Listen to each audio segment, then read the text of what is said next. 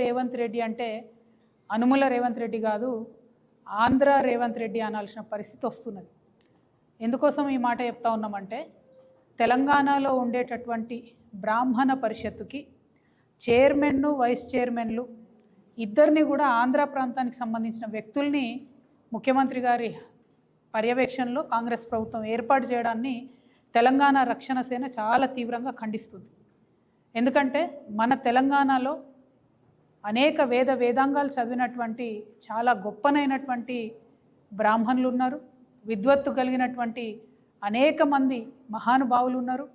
వారందరినీ కూడా పక్కన పెట్టి మన తెలంగాణ ప్రాంత బ్రాహ్మణుల దగ్గర దక్షత లేనట్టు, సమర్థత లేనట్టు, విద్వత్తు లేనట్టుగా పక్క రాష్ట్రం నుంచి తీసుకొని వచ్చి ఆంధ్ర ప్రాంతానికి సంబంధించిన వాళ్లకు పొలిటికల్ పోస్టులు ఇవ్వడాన్ని మేము తీవ్రంగా వ్యతిరేకిస్తున్నాము. ఆంధ్ర ప్రాంతానికి సంబంధించినటువంటి అనేక మంది విద్వాన్లను మేము కూడా చేతులెత్తి మొక్కుతాం, నమస్కరిస్తాం, వారి పాదాభివందనాలు చేస్తాం. చాగంటి కోటేశ్వరరావు గారి గొంతు వినబడనటువంటి తెలంగాణ ఇల్లు ఉండదంటే అత్యోశక్తి కాదు.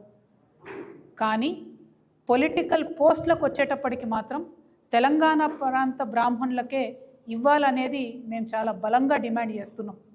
పైగా ఇప్పుడున్నటువంటి ఈ ప్రెసిడెంట్ గారు బసవరాజు శ్రీనివాస్ గారు, చైర్మన్ గారు, బ్రాహ్మణ పరిషత్ చైర్మన్ గారు కంప్లీట్గా తెలంగాణ ఉద్యమకారుల పట్ల ఇష్టం వచ్చినట్టుగా నోటి దురుస్తోని తెలంగాణ ఉద్యమకారులను గుడ్డలు కూడా తీసుకొడదామని చెప్పినట్టుగా వారందరూ కూడా బ్రాహ్మణ పరిషత్తుకు సంబంధించినటువంటి మెంబర్సే వచ్చి మా దగ్గర కంప్లైంట్ చేసినారు.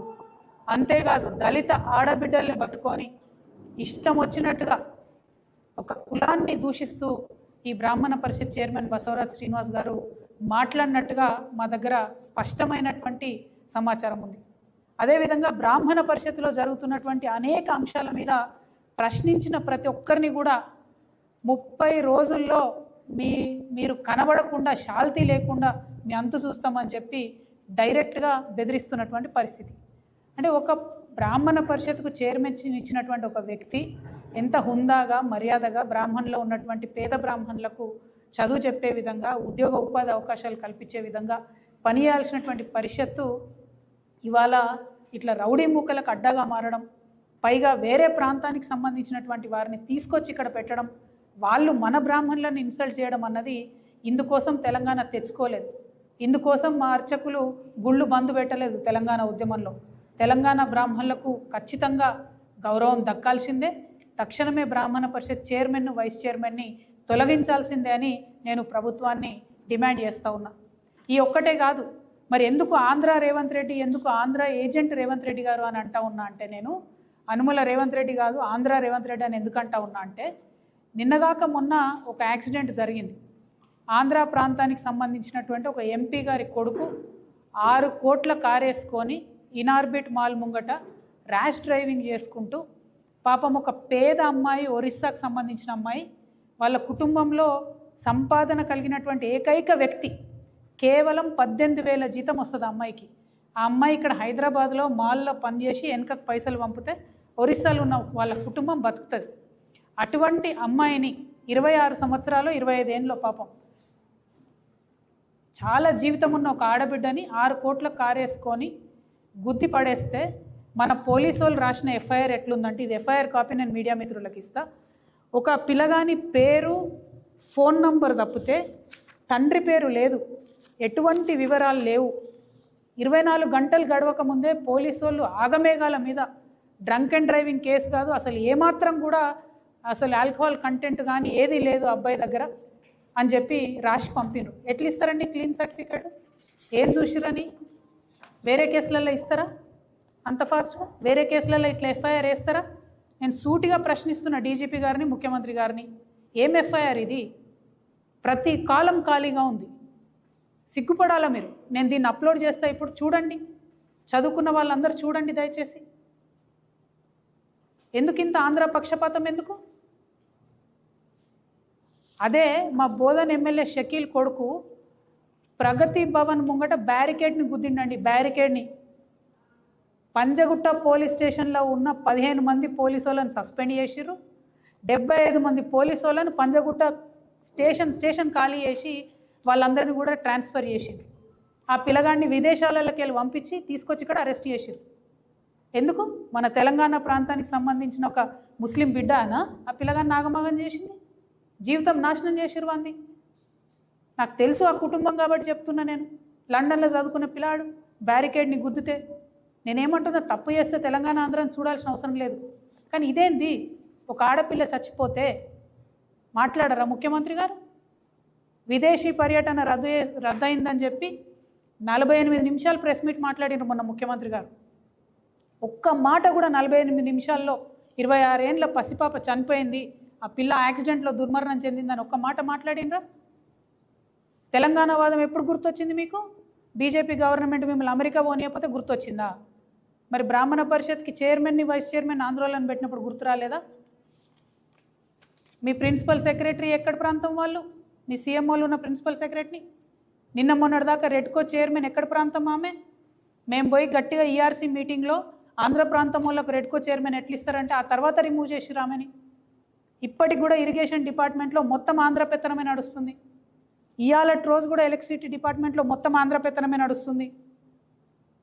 ఇప్పటి వరకు మాట్లాడినరా అండి ఉద్యమకారుల గురించి? కేకే కమిటీ ఏమైనా చేస్తుందా కాలయాపన తప్పితే? ఆఖరికి బీఆర్ఎస్ గవర్నమెంట్ ఉన్నప్పుడేమో యాదగిరిగుట్ట పేరు యాదాద్రి ఎట్లా మారుస్తారు అని చిలక పలుకులు పలికినటువంటి రేవంత్ రెడ్డి గారు ఇవాళ మరి ఆ యాదాద్రిలో ఒక ప్రముఖ నటుడికి సంబంధించినటువంటి శ్రీమతి గారికి మెంబర్ ఇచ్చిండ్రు. అంటే మన గుళ్ళల్లో కూడా మన కోసమే ప్రత్యేకంగా కట్టుకున్న గుడి, మన తెలంగాణ రాష్ట్రం ఏర్పడ్డాక పైసా తెలంగాణ ప్రభుత్వం ఇస్తే కట్టినటువంటి గుడి యాదాద్రి. ఆ గుడిలో ఇవాళ ఆంధ్ర ప్రాంతం వాళ్ళు ఎట్లా మెంబర్స్ ఉంటారు? మనోళ్ళు తిరుపతిలో ఉంటారు మెంబర్స్. ఎందుకోసం ఉంటారు? తిరుపతి హుండీలో వేసిన ప్రతి పైసాలో తెలంగాణ వాళ్ళ భాగస్వామ్యం ఉంటుంది. ఎన్నో వందల సంవత్సరాల నుంచి అది నడుస్తుంది కాబట్టి అక్కడ కర్ణాటక వాళ్ళకి ఇస్తారు, తెలంగాణలోకి ఇస్తారు, తమిళనాడు వాళ్ళకి ఇస్తారు, అందరికి ఇస్తారు మెంబర్లు. మీరు యాదాద్రిలో మొత్తం తెలంగాణ పైసలతో కట్టిన దాంట్లో వేరే ప్రాంతం వాళ్ళకి ఎట్లా ఇస్తారు? అడిగేటోళ్ళు ఎవరు లేరని అనుకుంటారా మిమ్మల్ని? మొన్న బయోకాన్ కంపెనీలో 200 మంది పిల్లల్ని తెలుగు మాట్లాడితే తీసేయండి అంటే 200 మంది పిల్లల్ని తీసేసారు. ఏం మాట్లాడదు మీ ప్రభుత్వం? ప్రతి హాస్పిటల్లో ఇవాళ కేరళ ప్రాంతం నర్సులకు ఎక్కువ పైసలు ఇస్తారు, తెలంగాణ ప్రాంతం నర్సులు అంటే తక్కువ పైసలు ఇస్తారు. మాట్లాడదు మీ ప్రభుత్వం. ఈ అలెను రెజొనెన్స్ ఇటువంటి కాలేజ్లో వచ్చి బాత్రూమ్లు కడిగేటోళ్ళని కూడా తెలంగాణ వాళ్ళని పెట్టుకుంటలేరండి. ఎక్కడున్నాం మనము? ఏం జరుగుతుంది? ఏం చేస్తున్నారు ఈ ముఖ్యమంత్రి గారు? ఇక నారాయణ చైతన్య కాలేజ్ ఉన్నది, 2 ఆంధ్ర ప్రాంత కాలేజీలే. నిన్నటి మొన్న తీసేసారు నారాయణ కాలేజీలో 200 మందిని. సంవత్సరం మధ్యలో తీసేస్తే ఆ టీచర్లకు ఉద్యోగాలు ఎక్కడ వస్తాయి? తీసేసేది ఉంటే ఇయర్ ముంగట తీసేయాలి. మిడిల్ ఆఫ్ ద ఇయర్ తీస్తే వాళ్ళ పరిస్థితి ఏంటిది? మరి ఇన్ని అన్యాయాలు చేస్తుంటే ఎందుకు మాట్లాడదు మీ ప్రభుత్వం? తెలంగాణ ప్రజలు నేను రిక్వెస్ట్ చేస్తూ ఉన్నా.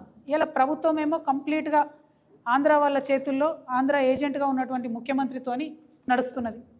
మరి ప్రశ్నించాల్సినటువంటి బీఆర్ఎస్ పార్టీ ఎప్పుడన్నా మాట్లాడిందా అండి ఈ అంశాల మీద?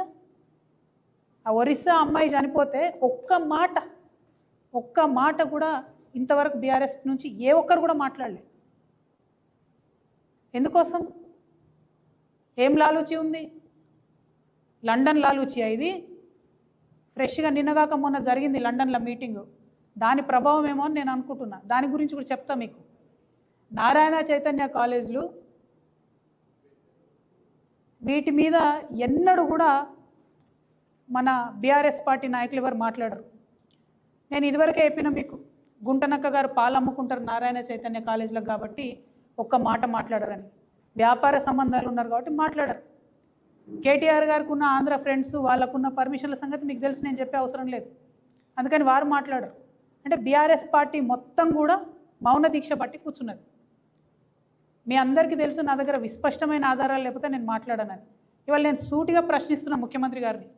మీకు గుంటనక్క గారికి, గుంపు మేస్త్రికి గుంటనక్కకు ఏం కూడా లండన్లో లాలూచి జరగకపోతే మీరు అర్జెంటుగా quit pro quo case file చేయాలి హరీష్ రావు గారి మీద.